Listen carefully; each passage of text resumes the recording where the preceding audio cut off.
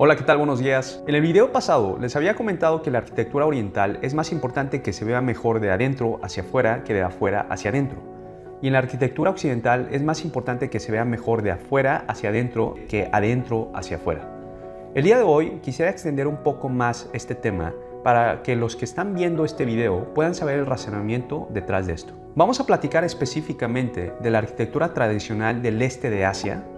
Hay variaciones, ya que la arquitectura se fue adaptando a las condiciones de cada zona.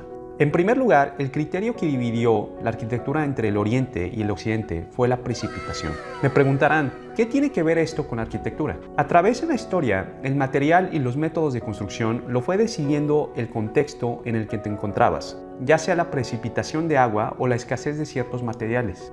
Cuando hablamos de la primera civilización, pensamos en Mesopotamia, y en esa área donde ahora es Irak, la precipitación anual es de 120 milímetros. ¿Y cuál crees que fue el material de construcción? Como el agua es muy escaso en esa zona, lo que se podía conseguir fácilmente era hornear ladrillos de barro. Como eso fue uno de los primeros registros de la arquitectura, el uso del ladrillo de diferentes materiales como piedras o de barro se extendió a toda Europa. Cuando se construye un edificio en base de ladrillos o piedras, la arquitectura se concentra en la construcción de los muros. En el Medio Oriente, la precipitación de agua es baja. El techo habría sido plano. Se hace un edificio en forma rectangular, limitan las ventanas al mínimo por la temperatura de las zonas. Pero cuando la precipitación de un área es mayor, como en Europa, los techos tienen que tener una inclinación para la caída de agua. Y es por eso que podemos ver más pronunciados los pendientes de los techos, dependiendo de las zonas y su precipitación. En zonas de mucha nieve, como en Canadá o el norte de Europa, los techos están más inclinados. Y en zonas como el Medio Oriente, donde casi no hay lluvia, los techos son más planos. Y si ves las construcciones en el occidente, principalmente están hechos de ladrillos o piedras con pendientes en el techo. Y en los muros se colocan ventanas, pero muy pequeñas, porque si pones un agujero más grande, se derrumba porque no podía sostener el peso del mismo muro. Es por eso que una característica notable de la arquitectura occidental antigua es que las ventanas eran pequeñas. Por supuesto que había excepciones. Cuando la gente rica construía un edificio, el grosor del muro aumentaba gradualmente. Pero el problema era que no le entraba la luz del sol al interior. Una manera de solucionar esto fue aumentar la altura de las ventanas, así como podemos ver en el Palacio de Versalles, donde las ventanas son verticalmente alargadas. En el oriente, en especial en el este de Asia, la diferencia es que no podían en ese entonces hacer construcciones enfocadas en los muros por la precipitación de las zonas. Como hay mucha concentración de agua, se hace muy aguado el suelo y se hace en un muro demasiado pesado con piedras, como en el occidente, se podía debilitar los cimientos y llegar a caerse. Así que para evitar eso, usaron un material de construcción liviano y de fácil acceso, que era la madera. Pero ¿cuál fue el problema de usar la madera? Que la madera es muy débil contra el agua. Por eso la arquitectura del Oriente antigua se enfocó en cómo hacer que la madera evite tocar el agua. Al momento de colocar una columna de madera, se coloca un elemento impermeabilizante como una piedra, para que la madera evite el contacto directo con el agua y el suelo. Y es por eso que la mayoría de las casas estaban flotando para evitar el contacto directo con el piso, dejando un hueco debajo para que pueda tener una buena ventilación y poder secar bien el suelo. Otro punto es que el techo estaba extendido hacia afuera con una pendiente notable, y la razón era para evitar que el agua de la lluvia tocara las columnas de madera que sostenían la estructura. Además de que funcionaban como un parasol que tapaba la luz del sol en verano y dejaba entrar la luz del invierno. Una ventaja fue que como la construcción se basó en columnas de madera, entre columna y columna se podía dejar un espacio totalmente abierto. Y como el papel fue inventado en China por Tsai Lung desde hace 2000 años, se pudo exportar fácilmente a los países cercanos como Corea y Japón, que lo usaron en las ventanas. Esto fue una gran ventaja en los países asiáticos, ya que por ser muy liviano y de fácil de manejar, podían plegar las ventanas y colgarlas en el techo fácilmente, lo que permitía la circulación de aire fresco a todo el espacio. Por otro lado, en el occidente, las ventanas eran muy pequeñas, y como antes todavía no usaban el papel en las ventanas, usaron la madera como ventana. Todavía lo puedes ver en las casas antiguas en Europa, donde tienen louvers de madera que se abren. Ahora tienen una ventana de cristal por dentro, pero en el pasado solo tenían el louver de madera. El vidrio no se usó como una ventana hasta la Edad Media en las iglesias góticas, Y antes de eso se usaban ventanas de madera que evitaba todavía más la entrada de la luz del sol. Rara vez podían ver el paisaje del exterior, ya que cuando hacía frío cerraban las ventanas que bloqueaban la vista hacia el exterior totalmente.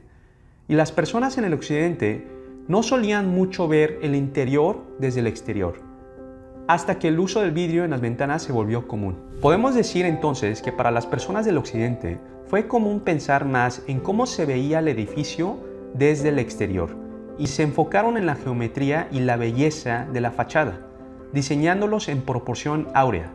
Y en combinación de usar un material mucho más fuerte como la piedra y el ladrillo, podían hacer sus edificios mucho más altos y enfocar en las vistas de la fachada. A cambio, en el oriente, como se usó un material más liviano como la madera, el espacio entre las columnas se podía abrir por completo para mostrar el paisaje exterior.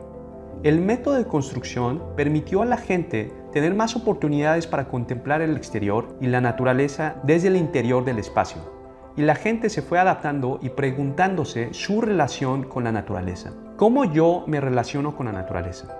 Y es por eso que la historia de la arquitectura oriental es más importante de cómo se ve de adentro hacia afuera que de afuera hacia adentro.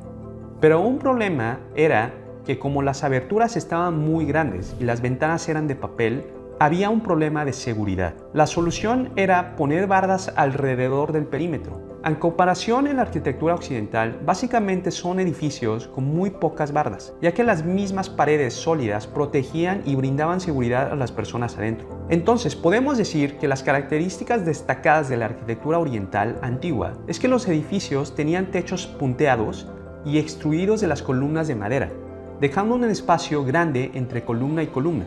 Y la casa se centraba en una barda perimetral, y entre la barda y la casa se crea un espacio vacío para un patio o un jardín. Y como podrás ver, las bardas eran demasiado bajas. Por seguridad, lo más lógico era hacerlas más altas, pero no lo podían hacer porque, como les mencioné antes, como llueve mucho, no se podían hacer los muros altos, ya que se debilitaba la tierra. Como los cimientos no eran lo suficientemente fuertes, construir una barda alta podía costar más que construir la casa misma. Y el paisaje de las colonias antiguas de Asia fue tomando en forma en base a estas características.